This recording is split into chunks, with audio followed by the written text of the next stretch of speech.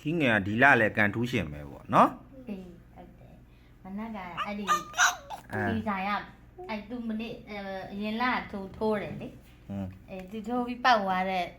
ဆိုင်ရပဲသူ့ကိုအဲ့တားလေးရဲ့ထိုးပေးပါဆိုပြီးတော့အဲ့သူ့ရွေးခိုင်းတာရွေးလဲရွေးအဲ့ဒီဟာလေးကပါပောက်သွားတယ်အဲ့ဒါမနက်က तू ကဝမ်းသာအားရနဲ့ဖုန်းတင်နေတယ်တားလေးသူ့ကိုရွေးပေးတဲ့ဟာလေးပောက်သွားလို့တဲ့ဝင်းနေသားလိုက်တာတဲ့အဲ့ဝင်းသာအောင်လို့လှမ်းပြောတာတဲ့တော်တော်ကန်ဆက်တာပဲတဲ့ကန်လဲအရန်ကောင်းတယ်တဲ့ဟိုဘိုဘီလေးရတဲ့ဝင်းသာလိုက်တာတဲ့နောက်လဲလာခဲ့ပါအောင်တဲ့လက်ဆောင်လဲပေးခြင်းလို့ပါတဲ့ဆိုပြီးပြောတယ်အဲ့တော့ तू ကနှစ်လဇက်တိုက်ကြီးပောက်သွားတာပေါ့ तू ထိုးတဲ့ဟာပောက်နေတာပေါ့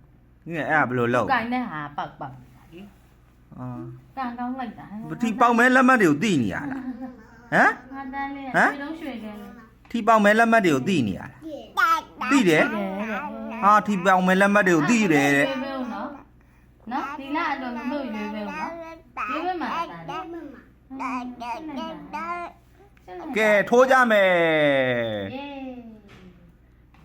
နော်ဒီမှာဟေးမီးလုံးညမပြုံးပြလိုက်ပါကဲဘိုင်းလို့ဘိုင်းလို့ဘိုင်း